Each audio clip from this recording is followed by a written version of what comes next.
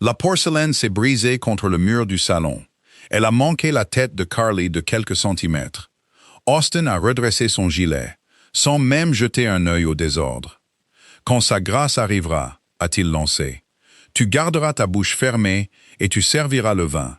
Ce soir, tu es la servante. » Carly a hoché la tête en balayant les éclats. Elle n'a pas discuté, mais en plongeant la main dans son tablier, ses doigts ont effleuré la lourde chevalière en or qu'elle gardait cachée.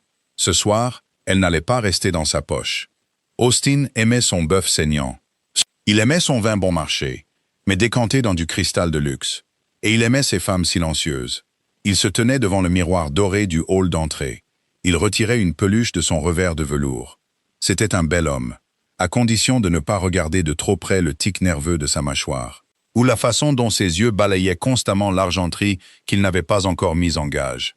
Carly l'observait depuis l'ombre de la cage d'escalier. Elle serrait un chiffon humide dans ses mains rouges et gercées. « Le rôti est prêt ?» a aboyé Austin, en s'adressant à son reflet dans le miroir. « Oui ?» a dit Carly. Sa voix était neutre. Elle avait depuis longtemps cessé d'essayer de mettre de la chaleur dans ses réponses. La chaleur était quelque chose qu'Austin considérait comme une faiblesse, une invitation à appuyer encore plus fort. Et la belle argenterie? Elle est polie. Fais en sorte de ne rien laisser tomber. Alistair n'est pas un homme qui tolère l'incompétence. Austin s'est retourné, examinant sa robe de laine grise et terne. Il a retroussé sa lèvre. « Tu es absolument misérable. Lave-toi le visage. Si le duc réalise que le maître de maison utilise sa propre femme pour servir le mouton, mon crédit sera ruiné. » Carly n'a pas souligné que son crédit était déjà ruiné. Elle n'a pas mentionné le boulanger qui lui avait craché dessus ce matin, ni le marchand de charbon qui avait catégoriquement refusé de livrer une once de plus. Pas avant que le solde impayé de 50 livres ne soit réglé. Elle avait 24 ans, mais ses os semblaient appartenir à une femme de 50 ans. 4 ans de mariage avec Austin Appleton avaient anéanti la jeune fille naïve, celle qui pensait épouser un riche marchand. Au lieu de cela, elle avait épousé un joueur dont l'âme était un puits sans fond. Quand les derniers vrais domestiques étaient partis il y a 2 semaines, leur salaire impayé, Austin avait simplement tendu un plateau de service à Carly. Nécessité, avait-il appelé cela. Elle s'est retournée et est descendue à la cuisine. La chaleur du foyer lui a frappé le visage. C'était un contraste brutal avec les courants d'air glacial des étages supérieurs. Sur le comptoir en bois se trouvait un bol d'eau savonneuse. Carly y a plongé les mains. L'eau chaude a piqué les crevasses de ses jointures. En s'essuyant les mains sur une serviette rêche, elle a senti une soudaine légèreté à sa clavicule. Elle a porté la main à son cou, la panique lui serrant la gorge. La chaîne en argent qu'elle portait sous son corsage avait disparu. Elle est tombée à genoux, ses mains fouillant les dalles tachées de suie. Sa respiration était courte, en halètement saccadé. Elle ne pouvait pas avoir disparu. C'était la seule chose de valeur qu'elle possédait. La seule chose qu'Austin n'avait pas vendue. Ses doigts ont effleuré quelque chose de dur et de froid, près du pied du billot. Elle l'a tiré vers la lumière. La chaîne bon marché s'était cassée au niveau du fermoir, mais la bague était toujours enfilée dessus. Carly a laissé échapper un lent soupir tremblant. Elle tenait la bague dans sa paume. Elle était lourde, faite d'or massif et sombre, sertie d'un énorme rubis rouge sang. 2 faucons aux ailes entrelacées étaient gravés dans la monture en or. Elle était résolument masculine, agressivement aristocratique, et complètement déplacée dans les mains tachées de graisse de la femme d'un marchand ruiné. Elle ne l'avait pas volée, on la lui avait donnée il y a 3 ans. C'était pendant le pire hiver de mémoire d'homme. Austin l'avait laissée seule dans un cottage loué dans le Yorkshire. Il fouillait ses créanciers à Londres. Pendant un blizzard, elle avait trouvé une femme âgée à moitié gelée. Son carrosse était coincé dans une congère. Le cocher de la femme était parti chercher de l'aide et n'était jamais revenu. Carly avait traîné la femme dans le cottage. Elle lui avait donné ses dernières maigres rations de bouillon, et elle avait entretenu le feu avec les meubles du cottage pendant 3 jours, jusqu'à ce que les routes soient dégagées. La vieille femme avait déliré. Elle marmonnait à propos de ses fils ingrats et d'une vie passée dans des cages dorées. Quand elle est finalement partie, récupérée par un entourage frénétique d'hommes en livrée, elle avait pressé la bague dans la main de Carly. « Si jamais les loups se rapprochent, ma chère », avait roqué la femme, ses yeux d'une acuité terrifiante. « Montrez ceci au duc d'Alistair. » Dites-lui que vous avez sauvé sa mère de la glace. Carly ne l'avait jamais utilisée, par fierté peut-être, ou par la prise de conscience cynique que les aristocrates honorent rarement les dettes des douairières délirantes. Mais elle l'a gardée. C'était son talisman.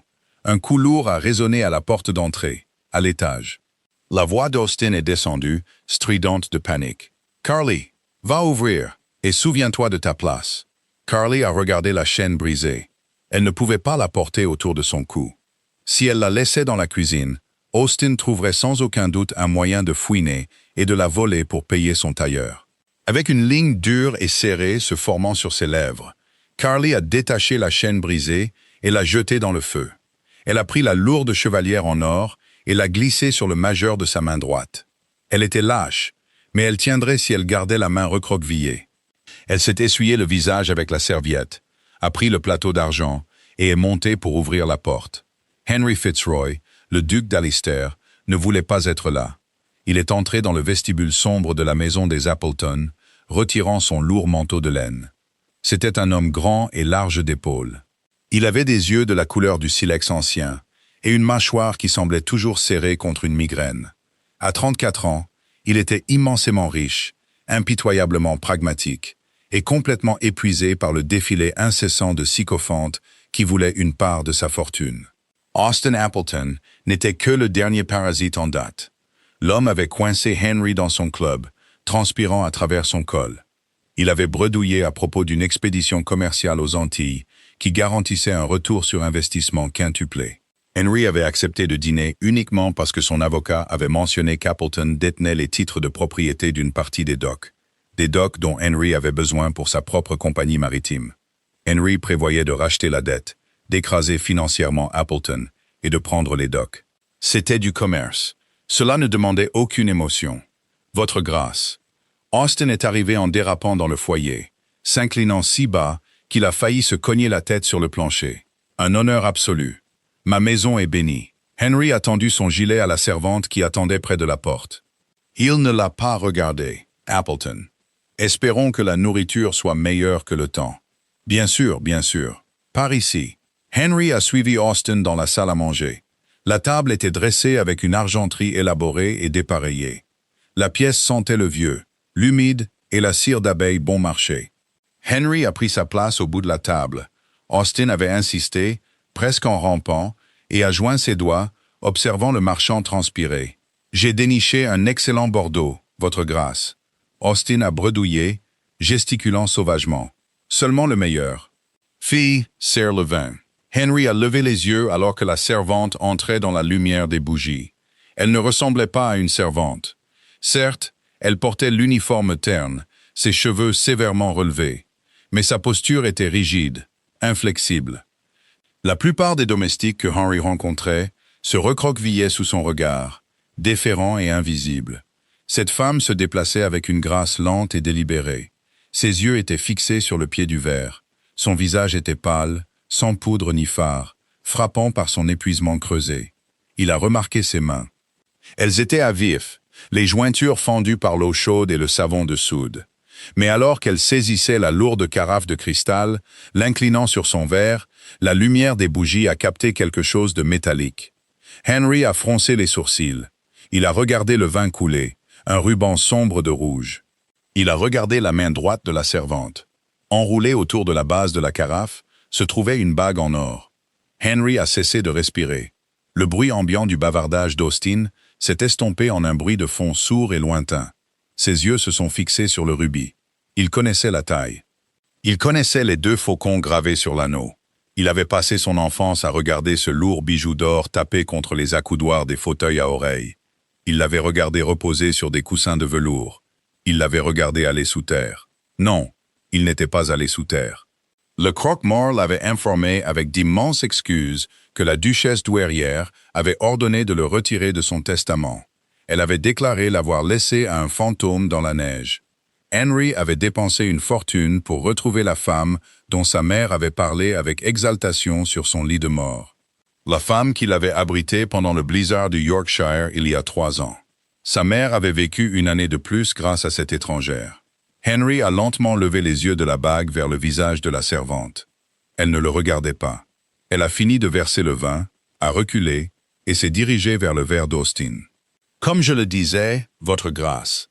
Austin a continué, totalement inconscient de la chute soudaine et mortelle de la température de la pièce. La route des Antilles est infaillible. Nous avons simplement besoin d'une injection de capital.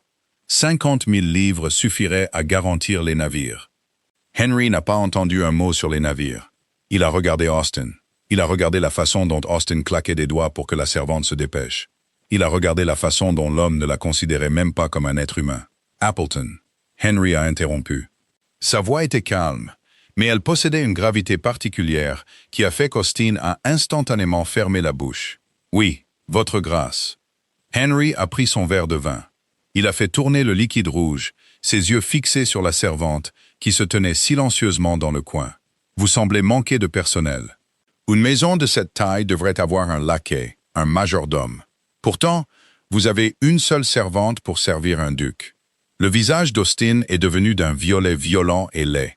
Il a ri nerveusement, s'épongeant le front avec une serviette en lin. Il est difficile de trouver de bons domestiques, votre grâce. La classe ouvrière d'aujourd'hui manque de loyauté. Mais elle se débrouille assez bien. Elle est très appliquée. Henry a noté, sa voix douce, dangereuse. Est-elle avec vous depuis longtemps? Austin s'est agité sur sa chaise. Assez longtemps. Franchement, votre grâce, ne lui prêtez aucune attention. Ce n'est que la servante. Discutons des docks. Juste la servante? Henry a répété doucement. Il a posé le verre de vin. Le tintement sec a retenti comme un coup de feu dans la pièce silencieuse. Est-ce bien cela? Carly se tenait immobile dans le coin, fixant le plancher. Son cœur battait contre ses côtes comme un oiseau piégé. Elle avait vu le duc regarder sa main. Elle avait vu le moment exact où son regard s'était accroché au faucon d'or. Austin, a dit Henry, abandonnant le nom de famille formel. La familiarité n'était pas amicale. C'était le ton qu'un prédateur utilise quand il coince enfin sa proie. Austin a cligné des yeux, confus et soudainement terrifié. Votre grâce, je vous assure, quelle que soit l'offense qu'elle a commise, je la ferai fouetter.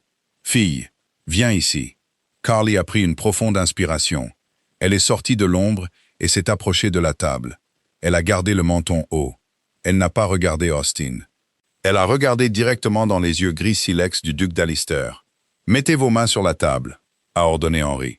Ce n'était pas une demande. Austin s'est à moitié levé. « Votre grâce, c'est très inapproprié.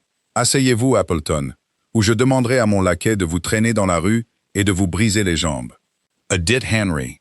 Il n'a même pas élevé la voix. Austin s'est assis. Carly s'est avancée. Lentement, délibérément, elle a posé ses mains rouges et à vif aplat sur l'acajou poli. La lumière des bougies a frappé le rubis, projetant un reflet rouge sang sur le bois. Henry a tendu la main. Ses doigts, chauds et calleux à force de monter à cheval, ont doucement touché l'or froid de la chevalière. « Où avez-vous eu ça ?» lui a demandé Henry. Sa voix avait perdu son ton cynique. Elle était creuse, réduite à une curiosité brute et désespérée. Carly l'a regardée. Une femme, il y a 3 ans. Dans le Yorkshire, pendant un blizzard. Henry a fermé les yeux une fraction de seconde. Un muscle a tressailli sur sa mâchoire. Elle a dit qu'un ange l'avait tiré de la glace. « Je ne suis pas un ange, votre grâce », a dit Carly, sa voix sèche et rauque à force de ne pas être utilisée. « J'avais simplement un feu. » Elle vous a dit qui elle était? Elle m'a dit de la montrer au duc d'Alister si jamais les loups se rapprochaient. Le regard de Carly s'est brièvement déplacé avec un mépris glacial vers Austin, qui regardait l'échange avec une expression d'horreur bouche bée. Il semble que les loups vivent dans ma propre maison. Austin ne pouvait pas comprendre ce qu'il voyait. Son esprit, habituellement un boulier frénétique de dettes et de combines, s'est complètement bloqué. « Quoi? Qu'est-ce que c'est ?» a balbutié Austin, regardant du duc à sa femme. « Carly, où as-tu volé ça? Enlève-le immédiatement. » La tête d'Henry s'est tournée brusquement vers Austin. Le regard dans ses yeux était si violemment froid que Austin a physiquement reculé sur sa chaise. « Carly », a dit Henry, testant le nom. Il l'a de nouveau regardé, examinant son visage d'un œil neuf. Il a vu les creux de ses joues, le col effiloché de sa robe, l'épuisement meurtri dans ses yeux. « Vous n'êtes pas la servante? »« Non », a dit Carly d'une voix égale. « Je suis sa femme. » Le silence est tombé sur la salle à manger, lourd et suffocant. Henry s'est adossé à sa chaise. L'image s'est assemblée dans son esprit avec une clarté brutale. Appleton, le failli désespéré et transpirant. La maison vide, le manque de domestiques, les dettes impayées. Et la femme, forcée à la servitude pour maintenir une façade pathétique, pour un homme qui n'avait même pas la décence de la nourrir correctement. « Vous l'avez épousée », a déclaré Henry, en regardant Austin, « et vous la traitez comme une soubrette.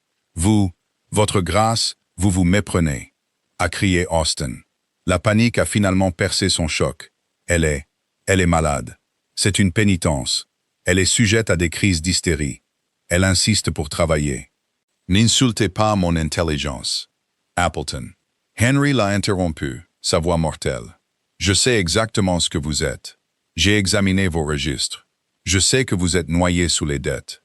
Je suis venu ici ce soir pour vous dépouiller de vos docks et vous laisser dans le caniveau. Mais je vois maintenant que le caniveau est trop bon pour vous. Austin est devenu d'une couleur grisâtre et maladive. Mais Doc? Non. Nous devions être partenaires.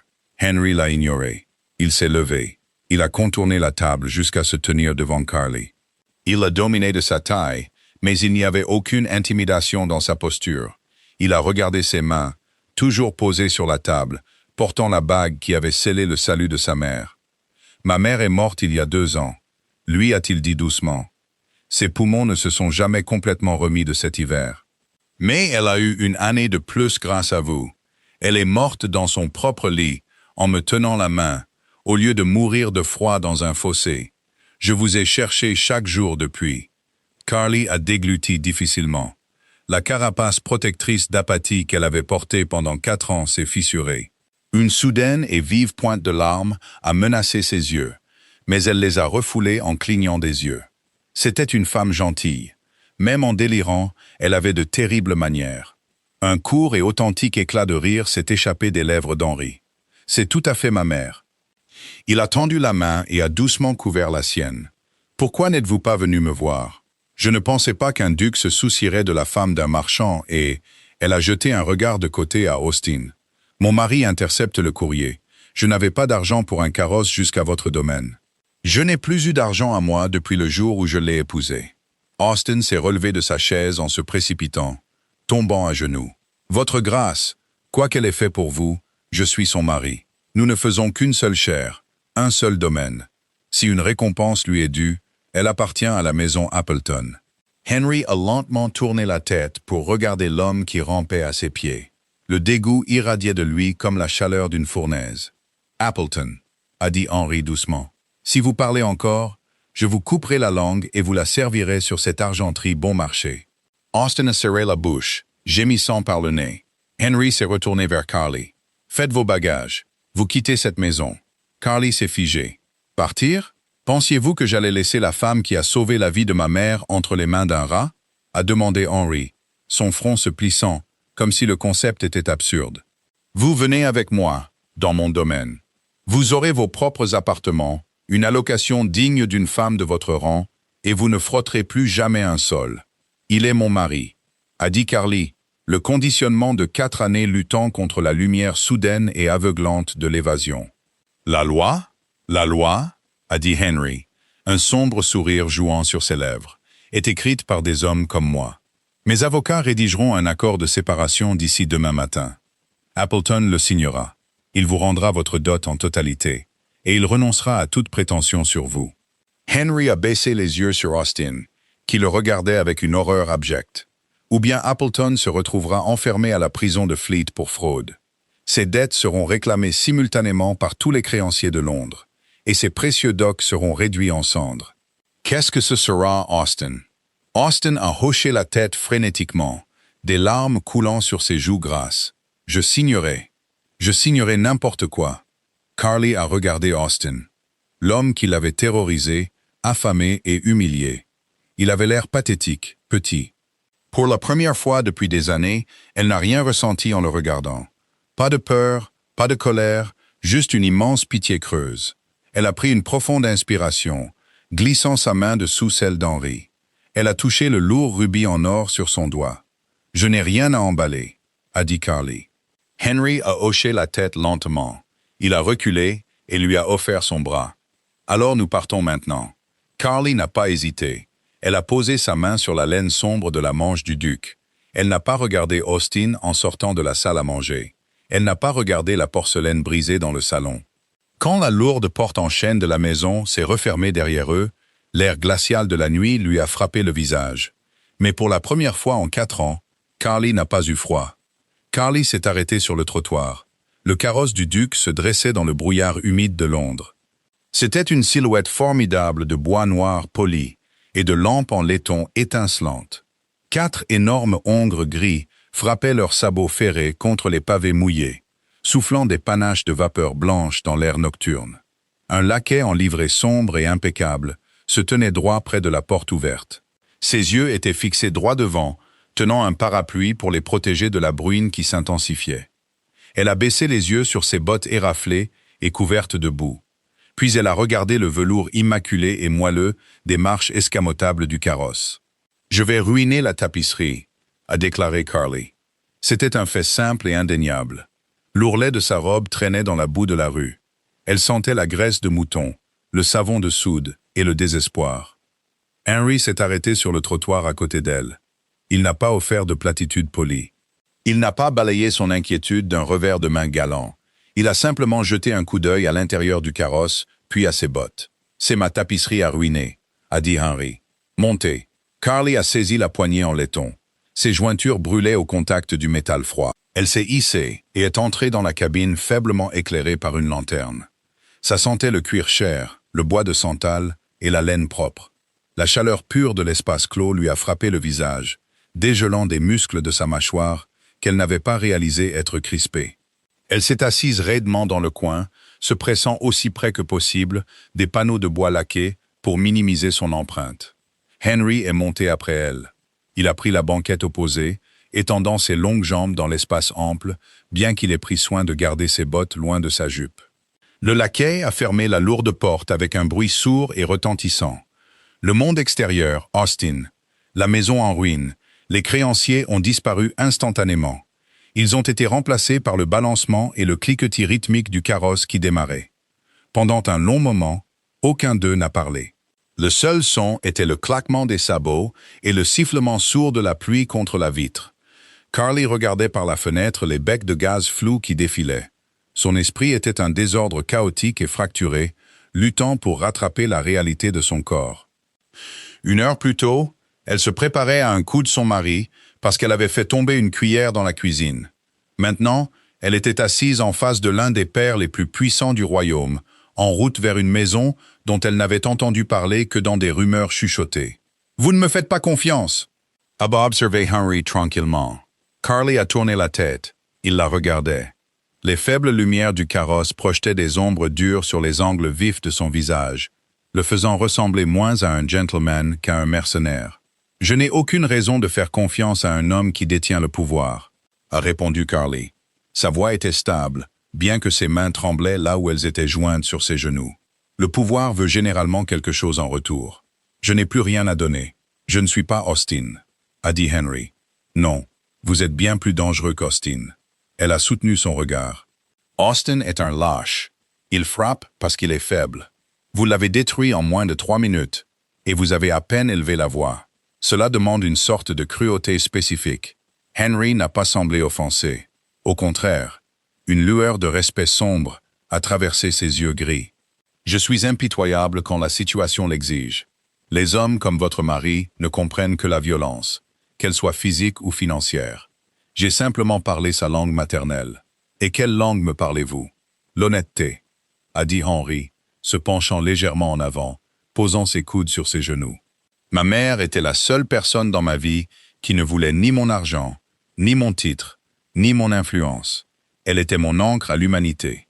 Quand vous l'avez maintenue en vie, vous n'avez pas seulement sauvé une vieille femme, vous m'avez sauvé d'enterrer la seule personne que j'aimais. Je vous dois une dette de vie. Je ne veux pas d'une dette de vie, a lancé Carly, le réflexe défensif s'enflammant vivement. Je ne veux pas être un cas de charité. Je ne veux pas être un animal de compagnie, gardé dans une cage dorée par une sorte de culpabilité aristocratique mal placée. Vous ne le serez pas. Henry s'est adossé, les ombres reprenant ses traits. Vous serez une femme libre. Les papiers de séparation seront rédigés ce soir. Votre dot sera récupérée sur les actifs liquides restants d'Appleton avant que ses créanciers ne soient autorisés à dépecer sa carcasse. Vous aurez votre propre argent. Vous pourrez le prendre et acheter un cottage en Cornouailles ou une maison de ville à Bath ou un passage pour l'Amérique si cela vous chante. Mon seul but est de m'assurer que vous êtes en sécurité et que vous ne serez plus jamais forcé de servir un homme inférieur. Carly est restée silencieuse. La certitude absolue dans sa voix était désorientante. Elle avait passé 4 ans à naviguer dans un champ de mines de mensonges d'Austin, où chaque promesse était un piège et chaque cadeau s'accompagnait d'une raclée. Se voir offrir une liberté inconditionnelle, c'était comme si un étranger lui tendait un pistolet chargé.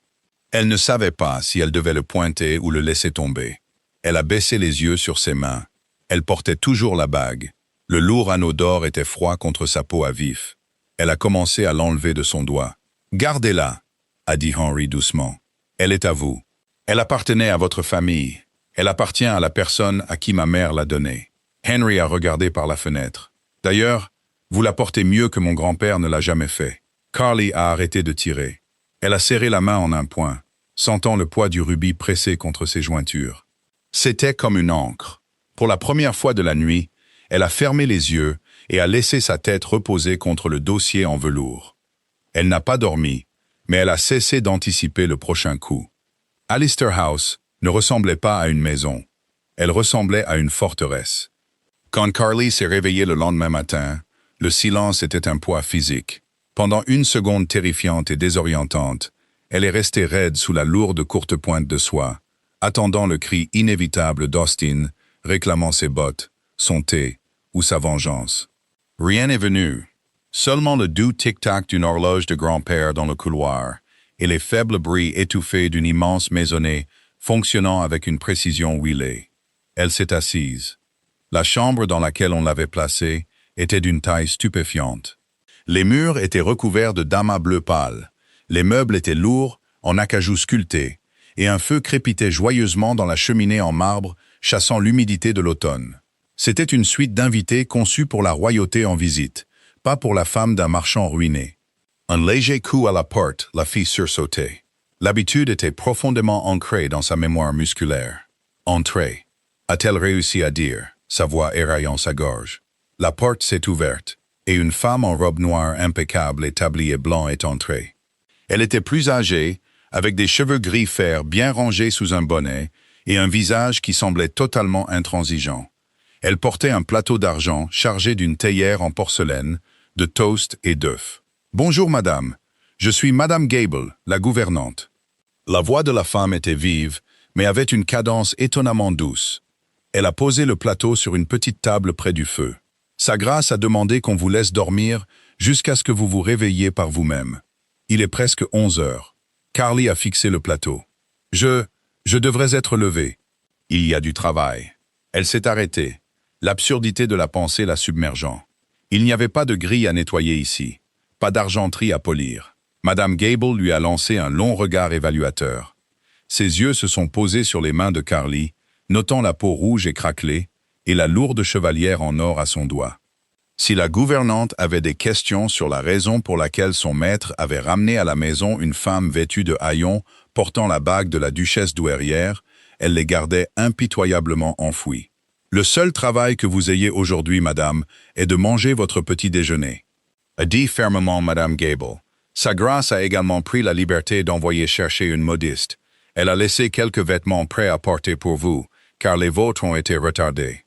C'était une façon polie de dire que ces vêtements étaient bons pour l'incinérateur. Carly a regardé au pied du lit où une robe de matin simple, mais magnifiquement taillée en laine vert foncé, était pliée. « Merci », a dit doucement Carly. « Quand vous serez habillé, sa grâce vous attend dans son bureau au rez-de-chaussée. Si vous avez besoin d'aide, tirez sur le cordon de la sonnette. » Madame Gable a fait une courte révérence et a quitté la pièce. Carly a mangé le toast. Elle a bu le thé. Elle n'a rien goûté. Son estomac était noué par une anticipation anxieuse. Elle s'est lavée dans la bassine d'eau tiède laissée sur la table de toilette, le savon piquant ses jointures craquelées, et a enfilé la robe de laine verte. Elle lui allait raisonnablement bien, le tissu doux et lourd, l'enveloppant d'une chaleur qu'elle n'avait pas ressentie depuis des années. Elle a navigué dans les vastes couloirs d'Alister House, guidée par un laquais de passage qui l'a dirigée vers une paire d'immenses portes en chêne au rez-de-chaussée. Elle a pris une profonde inspiration, a lissé ses jupes et est entrée. Le bureau était une caverne de bois sombre, de bibliothèque du sol au plafond et de l'odeur lourde de tabac à pipe et de vieux parchemins. Henry était assis derrière un bureau massif. En face de lui était assis un petit homme aux traits vifs dans un costume noir sévère, une pile de documents devant lui. Henry a levé les yeux quand elle est entrée. Il s'est levé immédiatement. « Carly, bonjour. » Il a fait un geste vers un fauteuil en cuir près du feu. « Je vous en prie, asseyez-vous. Voici Monsieur Pendleton, mon avocat. » Pendleton s'est levé et s'est incliné profondément. « Madame. » Carly a pris le siège, joignant fermement ses mains sur ses genoux. « Bonjour. » Henry n'a pas perdu de temps en politesse. Il a repris son siège et a regardé Pendleton. « Donnez-lui le résumé. » Pendleton s'est éclairci la gorge, prenant la première feuille de vélin. À 6 heures ce matin, une équipe de clercs s'est rendue chez M. Austin Appleton à sa résidence. On lui a présenté un accord de séparation. Selon les termes, il renonce à tous les droits, privilèges et prétentions matrimoniaux sur votre personne. De plus, il reconnaît une dette de 10 000 livres, la somme de votre dot originale, qui vous est due directement. Carly a fixé l'avocat. Austin n'a pas 10 000 livres. Il n'a pas 10 livres. Il est complètement en faillite. En effet, madame, a convenu Pendleton, un mince sourire prédateur touchant ses lèvres. Cependant, Sa Grâce a gracieusement racheté les dettes impayées de M. Appleton, y compris les hypothèques sur ses propriétés des docks. Sa Grâce a accepté d'annuler une partie de cette dette en échange de la signature par Appleton des titres de propriété des docks. Et Sa Grâce assume personnellement la responsabilité de vous rembourser votre dot de ses propres coffres, faisant ainsi de la dette la sienne. La tête de Carly tournait. Elle a regardé Henry. « Vous me payez ma propre dot. Je vous paye ce qui vous revient de droit. » Extrait de la carcasse de son domaine. A corrigé froidement Henry. Appleton a signé la séparation. Il a cédé les docks. Il a précisément 3 jours pour quitter la maison de ville avant que les créanciers restants n'arrivent pour le jeter à la rue. Il est ruiné. Complètement, irrévocablement ruiné. Carly a écouté les mots. Elle a attendu la culpabilité. Elle a attendu le conditionnement social qui lui disait qu'elle devrait avoir pitié de son mari, qu'une femme se devait de soutenir son homme dans la ruine. Elle ne ressentait absolument rien pour Austin Appleton. La prise de conscience était libératrice. C'était comme respirer de l'air pur après des années passées, enfermées dans une cave. Les fonds ont été déposés sur un compte à la Banque d'Angleterre à votre nom. A continué Pendleton. Il a fait glisser un épais registre sur le bureau vers elle. Vous avez le pouvoir de signature exclusif. Vous êtes, à toutes fins utiles selon la loi, une femme indépendante. Carly a fixé le registre. 10 000 livres. C'était une somme stupéfiante. Assez pour acheter une maison, employer du personnel, vivre confortablement pour le reste de sa vie. Pendleton, laissez-nous, a dit Henry. L'avocat a hoché la tête. Il a rassemblé les papiers restants. Il s'est incliné devant Carly, et il est sorti du bureau. Il a refermé doucement les lourdes portes en chêne derrière lui. Henry s'est adossé à sa chaise. Il l'observait. « Vous êtes silencieuse. J'essaie de déterminer si je suis en train de rêver », a admis Carly. Sa voix était à peine plus qu'un murmure. Elle a levé les yeux du registre. Elle a rencontré ses yeux gris. « Hier, je frottais la suie d'un sol de cuisine. Je me demandais si Austin vendrait mes cheveux pour de l'argent de jeu. Aujourd'hui, vous me donnez une fortune et une séparation légale. Cela ne semble pas réel, c'est réel, a dit Henry. Et l'argent n'est pas un cadeau, c'est une restitution. Vous avez survécu à un monstre. Vous méritez le butin. Carly a tracé la couverture en cuir gaufré du registre bancaire avec son pouce. La lourde chevalière en or a cliqueté doucement contre le bureau. Qu'y dois-je faire maintenant? C'était une question honnête. Elle avait passé les 4 dernières années à survivre. Se réveiller, éviter de mettre Austin en colère, trouver de la nourriture, empêcher la maison de s'effondrer, dormir, recommencer. Elle n'avait pas de passe-temps. Il ne lui restait plus d'amis. Austin les avait tous aliénés. Elle n'avait aucune idée de l'avenir. Henry a posé son menton sur ses doigts joints. Tout ce que vous voulez. Vous pouvez rester ici à Allister House jusqu'à ce que vous décidiez. Vous pouvez chercher une propriété. Vous pouvez voyager. Le monde est entièrement à vous pour naviguer. Carly a regardé autour du bureau massif et intimidant.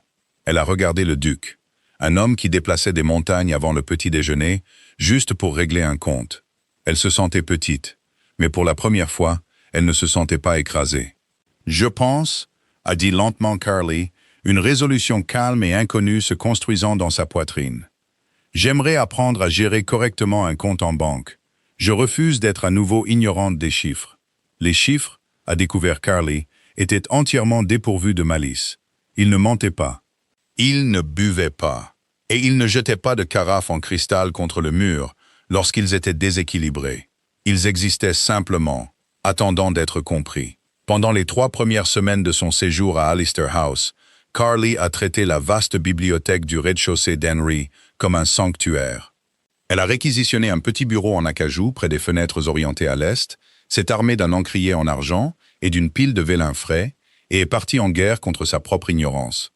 M. Pendleton, l'avocat au trait vif, avait d'abord rechigné à l'ordre du duc d'enseigner la haute finance à une femme. Il était arrivé le premier matin armé de sourires condescendants et de métaphores simplifiées sur les budgets d'épicerie des ménages. Carly l'avait dévisagé avec l'expression plate et sans vie qu'elle avait perfectionnée pendant 4 ans de crise de colère d'Austin. Elle a informé Pendleton que si elle pouvait réussir à étirer 3 shillings pour nourrir un ménage de 2 personnes pendant 1 mois, elle pouvait comprendre les intérêts composés. Pendleton ne l'a plus jamais traité avec condescendance. Henry, de son côté, gardait ses distances, bien que sa présence soit une gravité stabilisatrice constante dans la maison. C'était un homme consumé par l'industrie, les routes maritimes, la gestion de domaines, les différents parlementaires. Pourtant, il semblait toujours savoir exactement où se trouvait Carly. Souvent, tard dans la soirée, il s'asseyait dans le fauteuil en cuir près du feu dans la bibliothèque, lisant ses propres dépêches pendant qu'elle griffonnait ses registres. Il parlait rarement pendant ces heures. Le silence entre eux n'était pas tendu. C'était le silence lourd et confortable de 2 survivants partageant un bunker. Un mardi après-midi, alors que la pluie s'abattait contre les hautes fenêtres, Carly a finalement fermé son registre d'un claquement définitif. Henry a levé les yeux d'une carte des Antilles. Il a haussé un seul sourcil interrogateur. « J'ai audité les comptes du domaine qu'Austin détenait avant la faillite », a annoncé Carly en s'adossant à sa chaise. Elle a frotté une tache d'encre noire de son pouce. C'était une tache bien meilleure que la poussière de charbon. Il n'a pas seulement perdu l'argent aux tables de jeu. Il le canalisait dans des investissements fantômes, des sociétés écrans en Cornouailles qui n'existent pas réellement. Henry a posé sa carte. Il s'est penché en avant, un intérêt sincère éclairant ses yeux gris. « Vous avez retrouvé les capitaux manquants ?»« J'ai retrouvé les mensonges », a corrigé Carly. Elle s'est levée, a pris une feuille de papier couverte de colonnes de chiffres soignées et serrées, et s'est dirigée vers son bureau. Elle l'a posée devant lui.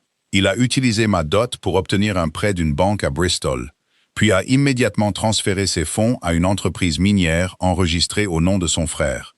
Un frère mort du choléra il y a 10 ans. C'était du détournement de fonds de base, mal exécuté. Henry a étudié le papier. Son regard a parcouru rapidement les chiffres, son esprit vérifiant sa logique en quelques secondes. Quand il a levé les yeux vers elle, le respect dans son expression était absolu et sans phare. Pendleton a manqué ça, a noté tranquillement Henry. Pendleton cherchait les erreurs d'un homme d'affaires, a dit Carly, sa voix dure. Je cherchais les issues de secours d'un menteur. Je sais comment Austin pense. C'est un rat. Les rats construisent toujours une porte dérobée. Henry a pris le papier, le pliant soigneusement. C'est une fraude passible de poursuite. Si la banque de Bristol voit ça, ils le feront déporter dans une colonie pénitentiaire. Bien, a dit Carly. Le mot est tombé de ses lèvres comme une pierre dans un puits profond. Elle n'a ressenti aucune hésitation, aucune loyauté conjugale résiduelle. Elle voulait simplement que le grand livre de sa vie soit équilibré. Henry l'a observé un long moment, puis il s'est levé, s'est dirigé vers son porte-manteau et a pris son lourd manteau de laine. « Mettez vos bottes, Carly, » a-t-il dit. Elle a cligné des yeux, prise au dépourvu. « Pourquoi ?»« Parce que vous venez de prouver que vous êtes plus perspicace que mon avocat en chef, » a répondu Henry en enfilant ses gants de cuir. « Et parce que vous n'avez pas quitté cette maison depuis 3 semaines, nous allons à la banque. Il est temps que vous fassiez votre premier retrait. » 30 minutes plus tard, Carly se tenait sur le trottoir animé de Lombard Street. L'air était épais de l'odeur du pavé mouillé, des marrons grillés et de l'odeur âcre de la Tamise. Des carrosses passaient en cliquetant, des hommes d'affaires en chapeau haut de forme se dépêchaient sur les trottoirs, et le volume de l'humanité était écrasant. Elle marchait à côté d'Henry, parfaitement consciente de l'espace qu'il commandait. Les gens s'écartaient naturellement pour le duc d'Allister. Mais alors qu'ils entraient dans le grand hall voûté de la banque, Carly a réalisé que personne ne la regardait avec pitié. Elle portait une pelisse bleu marine taillée, ses cheveux étaient soigneusement épinglés, et la lourde chevalière en or brillait sur sa main droite. Elle n'avait pas l'air d'une victime. Henry l'a guidée jusqu'au bureau du chef de bureau, l'a présentée simplement comme Madame Appleton, et s'est reculé. Il n'a pas parlé pour elle. Il n'a pas supervisé la transaction. Il s'est appuyé contre le pilier de marbre, les mains dans les poches, et l'a regardé faire. Carly a demandé un retrait de 50 livres. Elle a signé son nom d'une main ferme.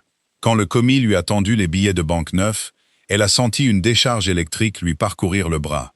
C'était son argent. Pas celui d'Austin, pas celui d'Henry, le sien. Quand ils sont ressortis dans l'air froid de l'après-midi, Carly s'est arrêtée sur les marches de la banque. Elle a regardé l'argent dans sa main gantée. « Qu'allez-vous acheter en premier ?» a demandé Henry, se tenant à côté d'elle, la protégeant de la foule. Carly a regardé de l'autre côté de la rue. Une petite librairie exposait ses marchandises dans une vitrine bombée. « Une nouvelle plume », a-t-elle dit fermement. « Et un registre à moi. J'ai mes propres comptes à tenir maintenant. » Un sourire rare et sincère a illuminé le visage d'Henry, adoucissant les angles durs de sa mâchoire. Un excellent investissement. L'hiver est arrivé à Londres, non pas avec une douce chute de neige, mais avec un gel mordant et profond, qui a transformé les pavés en blocs de glace traîtres. 2 mois s'étaient écoulés depuis que Carly avait quitté la maison en ruine. Pendant ce temps, elle s'était transformée. Les creux de ses joues s'étaient remplis, sa peau avait perdu sa pâleur grisâtre, et ses mains avaient finalement guéri, ne laissant que de légères cicatrices argentées sur ses jointures. Elle gérait maintenant ses propres investissements, ayant déplacé une partie de sa dot récupérée dans des obligations maritimes sûres, sous la direction pragmatique d'Henry. Elle était, selon toutes les mesures sociales, une femme aux moyens indépendants, mais elle restait à Allister House. Henry ne lui avait jamais demandé de partir, et elle découvrait qu'elle n'en avait aucune envie. Ils s'étaient installés dans un partenariat calme et fonctionnel. Ils dînaient ensemble, débattaient de politique et de routes commerciales autour d'un mauvais porto, et respectaient les limites de leur traumatisme partagé. Henry était un homme qui méprisait la faiblesse, et Carly s'était révélée être entièrement faite de fer. C'est un mardi glacial que le passé l'a finalement rattrapé. Carly avait pris le carrosse d'Henry pour se rendre à Bond Street pour rencontrer le papetier. Elle avait laissé le laquais avec le carrosse, préférant marcher la courte distance entre les magasins pour s'éclaircir les idées. Elle tenait un paquet de papier de coton fin sous son bras, le menton rentré dans le col de fourrure de son lourd manteau. Carly. La voix était mince, rauque, et portait le ton désespéré d'un homme qui se noie. Carly s'est arrêtée. L'air froid lui brûlait les poumons. Elle ne s'est pas retournée immédiatement. Elle a laissé ses yeux se fermer une fraction de seconde, fortifiant les murs de fer qu'elle avait passé 2 mois à construire. Puis, elle s'est retournée. Austin Appleton se tenait dans la ruelle entre une modiste et un buraliste. Il était méconnaissable du tyran fanfaron et bien nourri de son mariage. Son manteau de velours avait disparu, remplacé par une veste de laine élimée et sale, 3 tailles trop grandes. Son visage était décharné, mal rasé et jaunâtre. Ses yeux balayaient frénétiquement la rue, comme s'il s'attendait à voir un huissier sortir de l'ombre. Il sentait le gin bon marché et le désespoir mal lavé. Il a fait un pas vers elle, tendant une main tremblante et non gantée. « Carly, c'est toi. » Dieu soit loué. Je pensais que mes yeux me jouaient des tours. Carly est restée parfaitement immobile. Elle l'a regardé. Elle n'a pas ressenti de peur. Elle n'a pas ressenti la vieille panique suffocante qui lui glaçait le sang chaque fois qu'il entrait dans une pièce. Elle a ressenti un dégoût écrasant et clinique.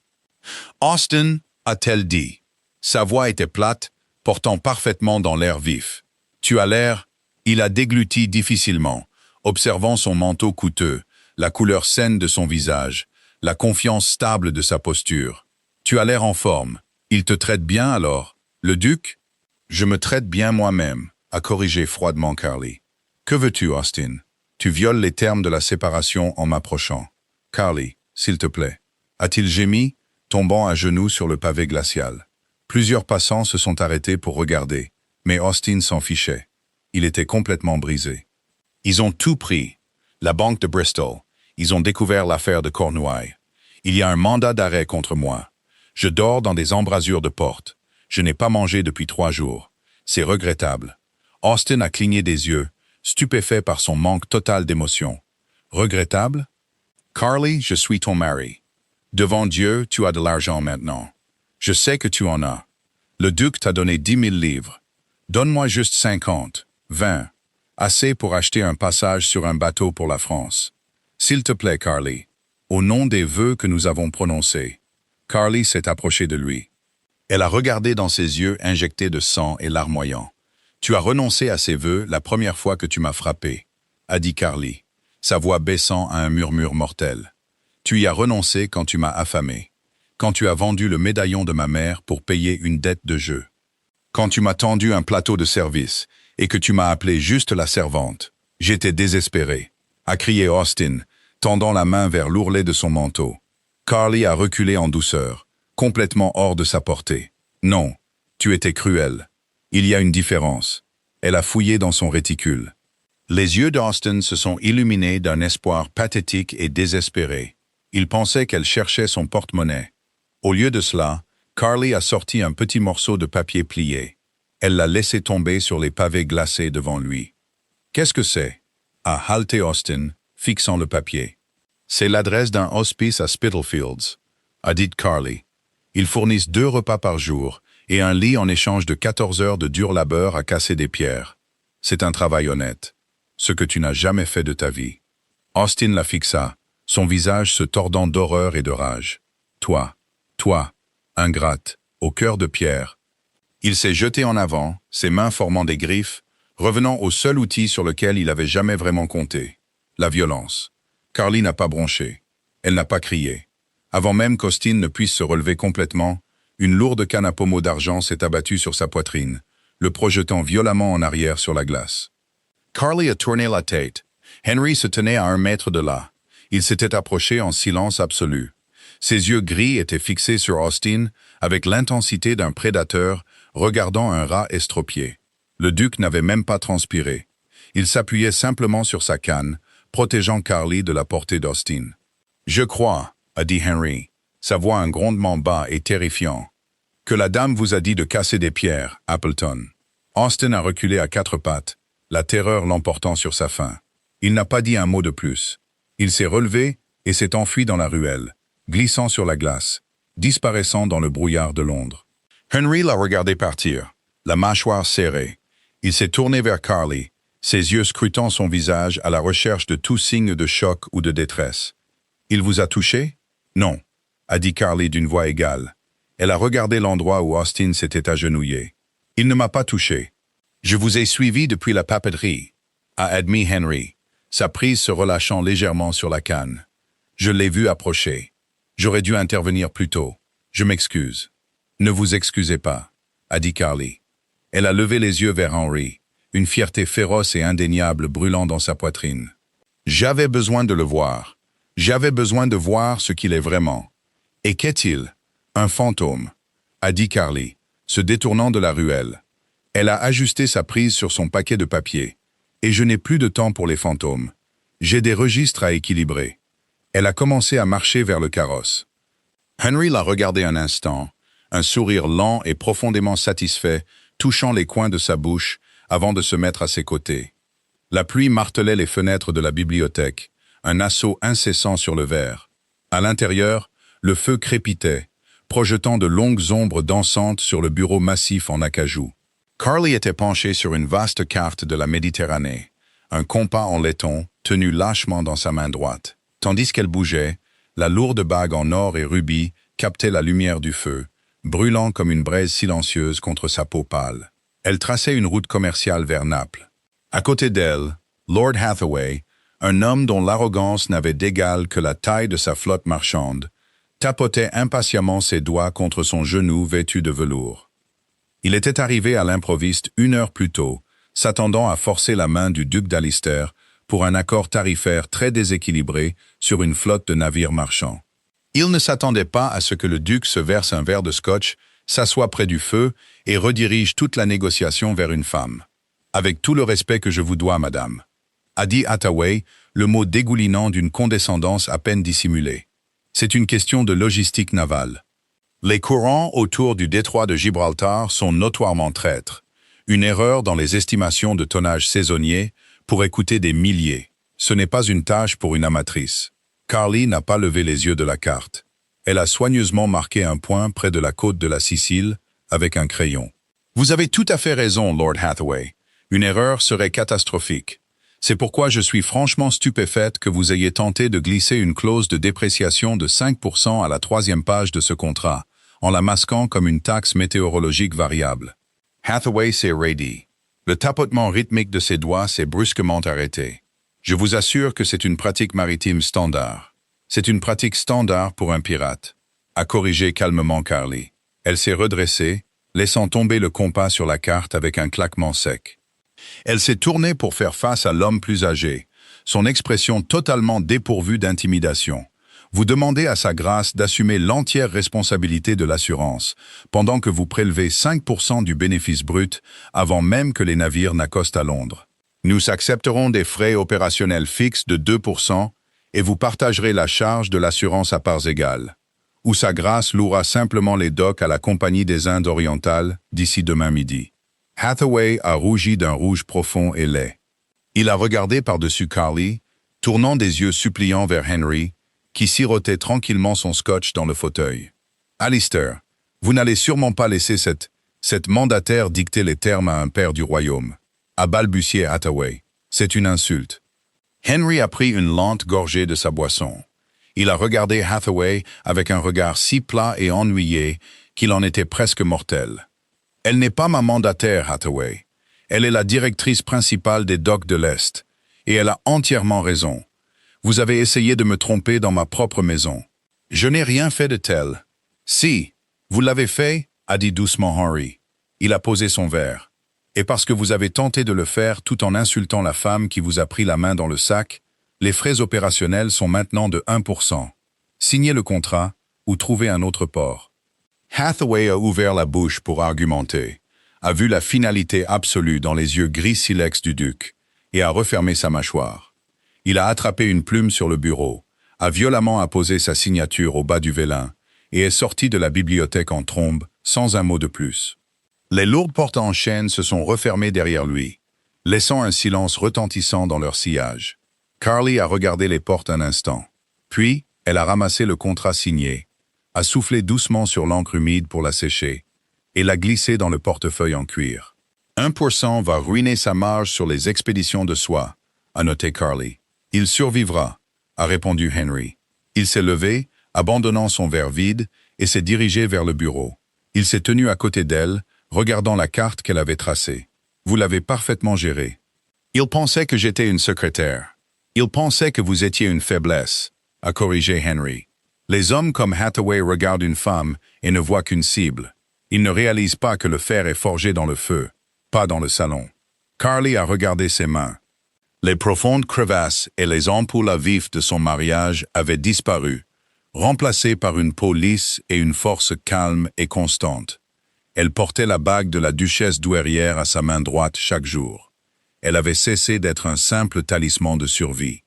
C'était devenu un sceau de sa propre autorité. Il y a 4 mois, si un homme m'avait parlé comme Hathaway vient de le faire, je me serais excusé et j'aurais quitté la pièce, a dit tranquillement Carly. J'aurais eu peur de la réprimande. Henry a tendu la main. Il n'a pas offert une tape condescendante sur l'épaule. Il a posé sa grande main cailleuse fermement sur la sienne, son pouce effleurant le bord de la chevalière en or. La chaleur de son contact a pénétré sa peau, l'ancrant. « Vous ne vous excuserez plus jamais pour votre propre intelligence, » a dit Henry. Sa voix était basse, dépouillée de son détachement aristocratique habituel. Elle était brute, honnête, et vibrait d'une intensité qui a coupé le souffle de Carly. Et vous n'aurez plus jamais de raison de craindre un autre homme. Pas tant que j'aurai un souffle de vie. Carly a levé les yeux. Elle a rencontré ses yeux gris. Ils se tenaient à quelques centimètres l'un de l'autre. L'air dans la bibliothèque est soudainement devenu épais, lourd de mots qu'ils avaient passé un tiers d'année à éviter soigneusement. Ils étaient partenaires en affaires, alliés dans le traumatisme, deux personnes profondément cyniques qui avaient construit une forteresse avec des registres et des routes maritimes. Mais alors qu'Henry la regardait, Carly a réalisé que la forteresse avait une faille fatale. Elle l'avait laissé entrer. Henry, a-t-elle soufflé. C'était la première fois qu'elle utilisait son prénom. Ses yeux se sont assombris. Il s'est rapproché, l'odeur de bois de santal et de grains l'enveloppant. Carly. Savez-vous pourquoi je n'ai jamais demandé à ravoir la bague de ma mère? Parce que vous avez dit que je l'avais méritée. Parce que, a murmuré Henry, son regard tombant sur ses lèvres avant de remonter pour rencontrer ses yeux. C'est la bague donnée aux femmes de ma famille, lorsqu'elles prennent le contrôle du domaine d'Alistair. Mon grand-père l'a donnée à ma mère le jour de son mariage. Elle n'appartient pas à une invitée. Le cœur de Carly battait un rythme frénétique contre ses côtes. Elle ne s'est pas reculée. Elle est entrée dans sa chaleur. Je suis légalement marié à un fantôme, Henry. L'Église. Je me fiche de l'Église, a interrompu doucement Henry. Je me soucie de vous. Je me soucie que vous ayez reconstruit un empire maritime en ruine en 4 mois. Je me soucie que vous me regardiez sans broncher. Je me soucie de ne pas pouvoir entrer dans cette bibliothèque sans vous chercher d'abord. Il a levé sa main libre, traçant doucement la ligne de sa mâchoire. Son contact était incroyablement doux, un contraste frappant avec l'homme impitoyable qui détruisait ses ennemis sans sourciller. Je demande un partenariat permanent, a dit Henry. Pas de mensonges, pas de dettes, juste une mesure égale. Le printemps a finalement percé la grisaille de Londres à la fin du mois de mai. Les arbres de Hyde Park ont éclaté d'un vert vibrant, et le froid oppressant s'est retiré, laissant derrière lui des matins ensoleillés et frais. Carly se tenait près des hautes fenêtres de sa suite privée, regardant les carrosses défiler dans la rue. Elle était vêtue d'une robe de chambre simple et élégante, en soie gris pâle, le tissu frais et doux contre sa peau. Cela faisait exactement 1 an que la nuit où Austin Appleton avait brisé un vase en porcelaine contre le mur et lui avait ordonné de servir le vin. Elle s'est détournée de la fenêtre et s'est dirigée vers le petit bureau dans le coin de la pièce. Dessus se trouvait un registre relié en cuir. C'était son livre de compte personnel. Elle l'a ouvert à la dernière page. Les chiffres étaient stupéfiants. Ses obligations maritimes avaient rapporté un rendement massif. Ses 10 000 livres initiales avaient triplé. Elle possédait une rangée de maisons de ville à Bath, une participation dans un clipper à thé et un portefeuille substantiel de rente d'État. Selon toutes les définitions légales, elle était une femme exceptionnellement riche à part entière. Elle n'avait besoin de la protection d'aucun homme. Elle n'avait besoin de l'argent d'aucun homme. Un léger coup a résonné dans la pièce. « Entrez » a appelé Carly. Henry est entré. Il était habillé pour le Parlement. Un manteau sombre, impeccablement taillé, et une cravate blanche impeccable. Il avait l'air redoutable, autoritaire et totalement à l'aise. Il s'est arrêté sur le seuil, ses yeux la balayant. Un sourire lent et profondément affectueux, adoucissant ses traits durs. « Le carrosse attend », a dit Henry, vérifiant sa montre de poche. « Pendleton nous attend au bureau du magistrat à 10 heures. » Carly a fermé le registre. Elle a passé la main sur la couverture en cuir gaufré. Aujourd'hui était le jour de la rupture légale finale. Austin Appleton était mort du typhus dans une infirmerie d'hospice il y a 3 semaines. La nouvelle avait été livrée par un employé de la paroisse qui s'ennuyait. Carly n'avait ressenti ni joie, ni chagrin, ni triomphe. Elle avait simplement ressenti un vide calme et profond, suivi du soulagement profond d'une chaîne qui se brise enfin.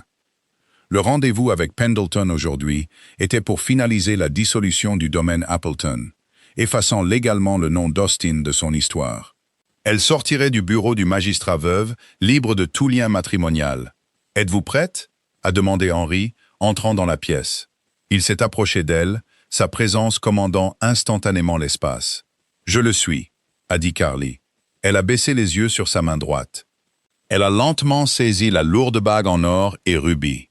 D'un geste délibéré et ferme, elle l'a retirée de son majeur. Henry s'est figé. La chaleur facile dans ses yeux a disparu, remplacée par une panique soudaine et vive. Il a regardé de la bague à son visage. « Carly, que faites-vous ?»« Cette bague appartient à la duchesse douairière d'Alister, » a dit doucement Carly. Elle tenait le bijou massif et masculin dans sa paume. Elle a été donnée à une femme qui gelait dans un blizzard. Elle a été portée par une servante effrayée, servant du vin à un tyran. C'était l'armure d'une femme essayant de survivre. La mâchoire d'Henry s'est crispée. Il n'a pas parlé. Il l'a simplement regardée, son cœur battant un rythme lent et lourd dans sa poitrine. « Je ne gèle plus », a continué Carly s'approchant de lui. « Je ne suis plus une servante, et j'en ai complètement fini de survivre. » Elle a tendu la main et a pris sa main gauche.